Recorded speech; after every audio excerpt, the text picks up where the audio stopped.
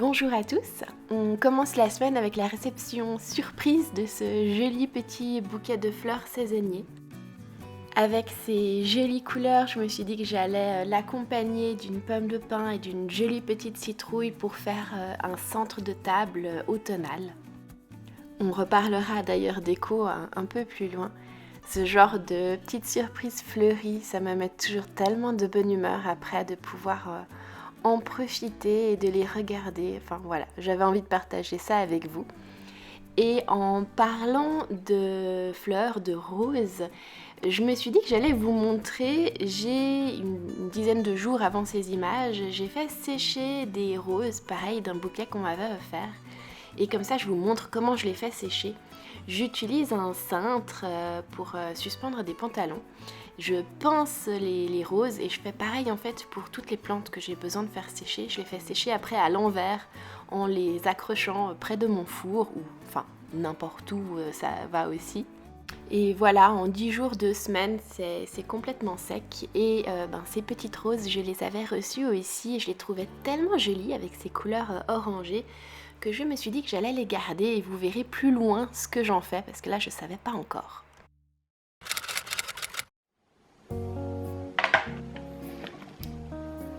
Bonjour à tous, aujourd'hui je vous retrouve avec un petit unboxing. J'ai reçu un petit paquet. En fait j'aime bien déballer des trucs avec vous donc et en compagnie des loulous. Du loulou, là c'est Milo en l'occurrence. J'ai reçu un petit colis d'une artisane entrepreneuse, d'une marque suisse en fait, qui fait des produits naturels. Elle m'a envoyé quelques produits et je me réjouis trop de les découvrir parce que il y a des jolies couleurs dedans.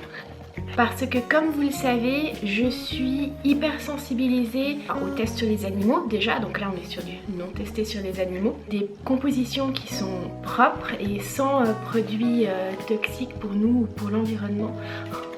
C'est trop chou, non mais regardez. C'est déjà aux couleurs de l'automne. Il y a une citrouille derrière la carte. J'adore quand il y a des colis comme ça personnalisés. Ça c'est un petit colis qui vient de Selene Cosmétiques Naturels riches en principes actifs.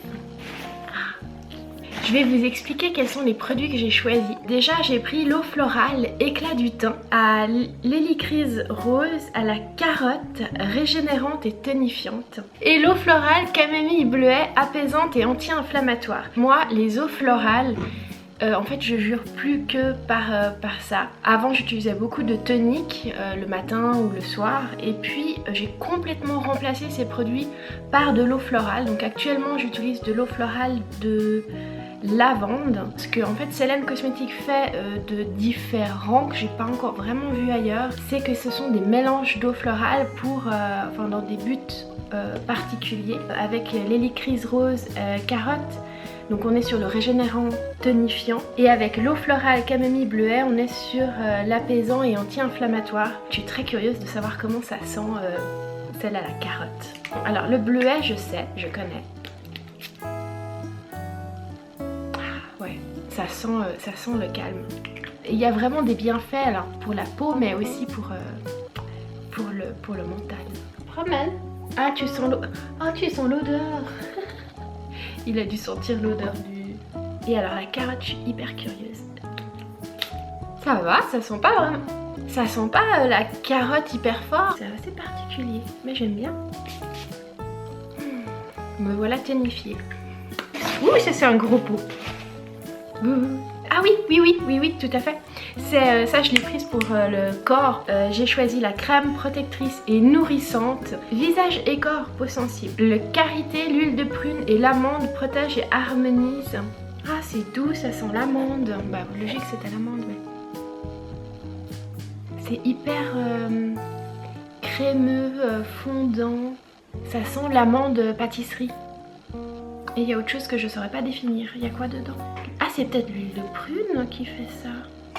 C'est bien parce que là on est dans des fragrances qui sont réconfortantes. Ça va bien pour l'automne-hiver je trouve. Et ah oui celle-là. Il s'agit de la crème du temps anti-âge au géranium. avec des huiles végétales, bourrache, onagre et macadamia. Donc on est sur du voilà, régénérant, nutritif, nourrissant. L'huile essentielle de cyste a un effet tenseur naturel. L'huile essentielle de géranium et l'extrait de cranberry ont un effet revitalisant et tonique. J'ai envie de vous faire sentir, mais je peux pas à travers la caméra. Mais ça sent comme s'il y avait une pointe d'un alcool fort aussi avec. Merci à Céline Cosmétiques pour l'envoi. Je me réjouis de tester ça sur mon visage et après le bain ou la douche. Produit garanti sans parabènes, huile de palme, ni ingrédients issus de l'industrie pétrochimique non testés sur les animaux. Donc clairement ça pouvait que me plaire déjà dans le concept. C'est pour ça que du coup j'étais ravie de recevoir ces produits pour tester parce que c'est chouette de pouvoir soutenir des petits créateurs qui ont des valeurs sympas. Si ça vous intéresse aussi, pour les 10 ans, il y a les frais de port qui sont offerts. Enfin, j'ai vu ça sur leur compte Instagram, les sites internet et l'adresse à Genève. Ouh, le soleil se réveille. Et mon petit loulou s'est trouvé un petit coin tout confortable. Mercredi, j'étais inspirée, j'avais envie de créer quelque chose à partir de ce petit short. Alors en fin de journée, j'ai pris voilà un petit moment de réflexion créative dans l'idée de transformer ce short en quelque chose de nouveau. Et alors j'ai pris quelques mesures, tracé quelques traits, découpé les différentes parties du short et j'ai ainsi préparé tout ce qu'il me fallait pour créer une petite sacoche. J'ai essayé vraiment d'utiliser toutes les parties du short et je suis assez contente voilà, de mon plan et puis vous allez voir du résultat aussi. Donc là on a la pochette, le petit rabat et j'ai également utilisé le tour de taille pour en faire la anse du sac. J'ai aussi ressorti tous mes petits boutons pour en choisir un.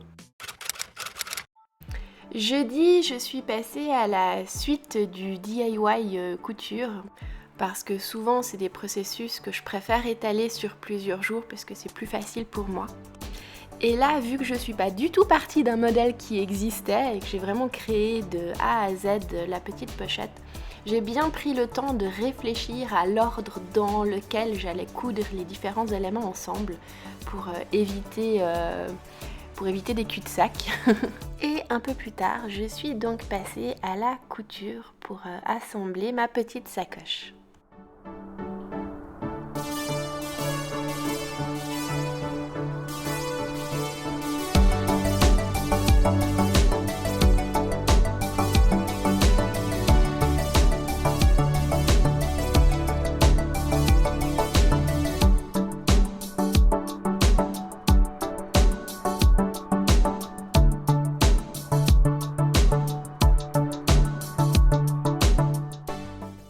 J'ai pas de tuto sur la marche à suivre autre que ces images. J'espère qu'elles sont quand même assez parlantes pour vous. Si vous avez des questions, n'hésitez pas à me les laisser en commentaire.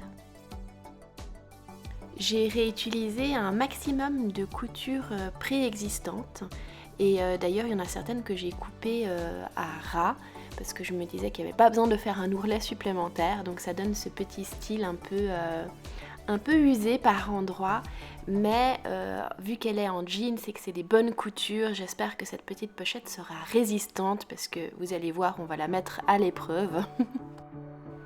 Et vu qu'il me restait un morceau de poche de devant et que j'avais envie d'utiliser l'intégralité du short, j'ai créé encore une petite chose supplémentaire avec fermeture à velcro. Je suis super contente du résultat. Vendredi, on se retrouve sur le balcon pour une petite séance d'arrosage poétique. L'automne est passé par là et a complètement transformé certaines de mes plantes. Là, vous pouvez voir mon érable japonais et ces couleurs incroyables qu'il prend en cette saison. D'ailleurs, il s'est encore transformé depuis et je vous l'ai montré sur Instagram. N'hésitez pas vraiment à venir vous abonner parce que j'y partage des choses que je vous montre pas forcément ici sur YouTube. Et à côté de ces feuilles qui sont finalement en train de mourir et qui révèlent justement leurs pigments en le faisant, On a d'autres plantes qui ont des pigments et des couleurs parfaitement vivantes. Et c'est assez magique en fait de voir ces plantes qui sont d'un côté en train de mourir, d'autres qui sont en train de grandir. Vous allez voir, j'ai des nouvelles pousses. C'est vraiment un moment magique au balcon, l'automne. C'est une saison tout comme le printemps qui a aussi ses propres merveilles. Entre les petites fleurs qui sont là un peu toute l'année, les sempervivum qui peuvent rester dehors aussi en hiver, on a à côté les plantes qui vont commencer à dormir, à perdre leurs feuilles. C'est assez incroyable.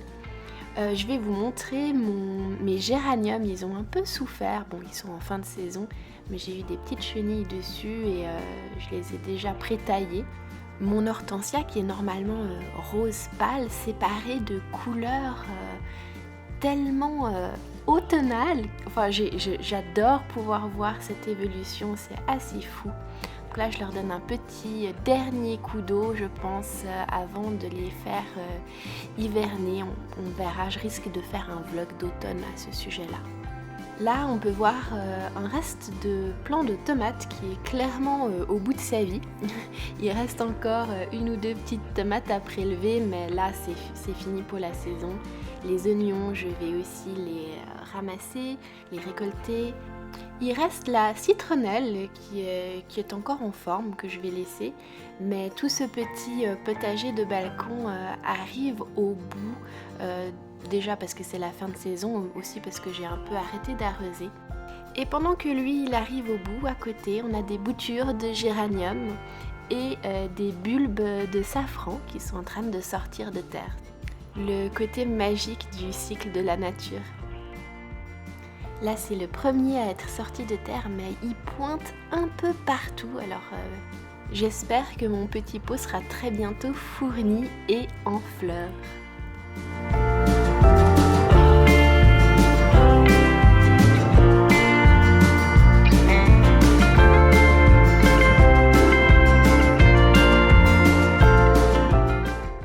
En parlant de fleurs, ces jolies couleurs automnales m'ont inspirée et j'ai enfin su ce que j'allais faire avec mes petites roses séchées que je vous ai montrées en début de semaine.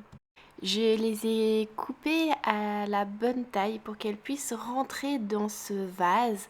Ça, c'est un pot cylinder de chez Ikea. J'ai déjà fait pas mal d'arrangements de succulentes à l'intérieur et de divers bricolages. Donc entre les roses et les feuilles, j'ai regardé comment je les plaçais à l'intérieur. Et puis j'ai tout ressorti pour pouvoir placer mes petites LED et installer tout ça joliment.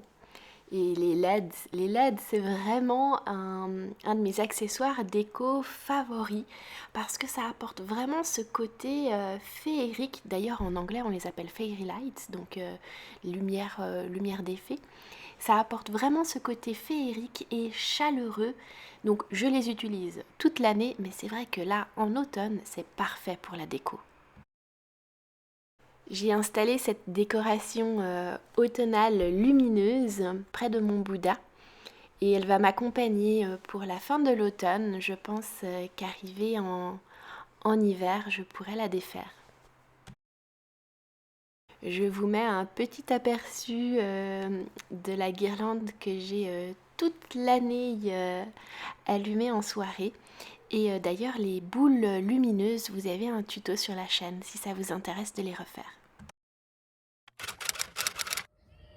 Samedi, on a mis la petite sacoche à épreuve avec son nouveau propriétaire en allant ramasser des marrons. T'as trouvé un marron ? Tu veux me donner ? Merci.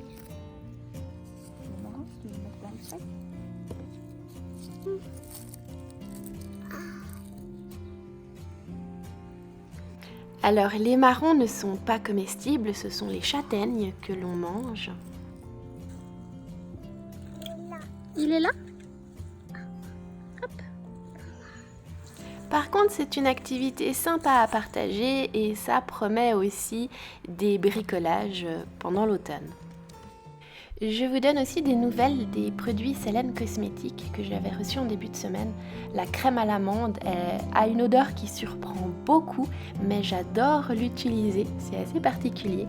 Pour la crème visage au géranium, je ne sais pas trop, ma peau est très particulière en ce moment, donc elle est peut-être un peu trop riche pour moi. Et puis j'ai beaucoup utilisé l'eau florale éclat du teint avec la carotte, parce que ça m'éclate bien d'utiliser ça le matin. Et je garde celle au bleuet pour les jours où ma peau est plus sensible, par exemple après un gommage, ou un gommage au café d'ailleurs, si vous avez testé la recette. Je ne sais pas si les contenants sont réutilisables, en tout cas à la maison oui, mais remplissables je ne sais pas. J'aurais apprécié des contenants en matière plus naturelle, comme du verre par exemple. En soi, j'ai bien aimé cette découverte. Dimanche, c'était cuisine de saison. J'ai fait la recette de la tarte à la courge que ma maman m'a donnée. C'est une recette qu'on fait dans la famille depuis que je suis toute petite. Je vous ai fait d'ailleurs un article sur le blog il y a quelques années pour vous partager la recette si ça vous intéresse. Vous retrouvez tous les ingrédients et la marche à suivre dans le lien en barre d'infos. Là vous pouvez voir mon joli petit classeur, plein de petites recettes et post-it données par ma maman. C'est mon petit précieux pour la cuisine. Donc cette fois-là, j'ai fait ma pâte maison parce que je trouve hyper sympa de pouvoir faire sa propre pâte, surtout sans gluten. Et toujours de mon petit classeur, pour faire cette pâte, j'ai utilisé une recette de ma grand-mère.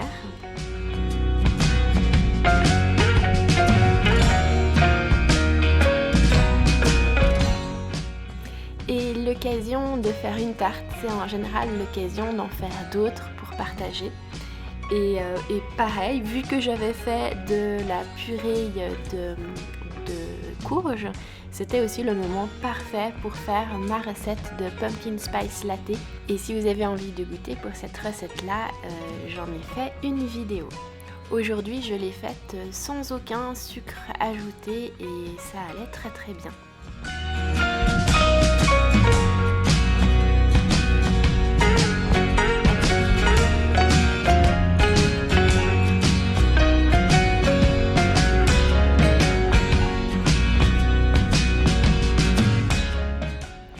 On a été déposer les tartes supplémentaires chez nos proches et on en a profité pour faire courir les chiens dans le jardin.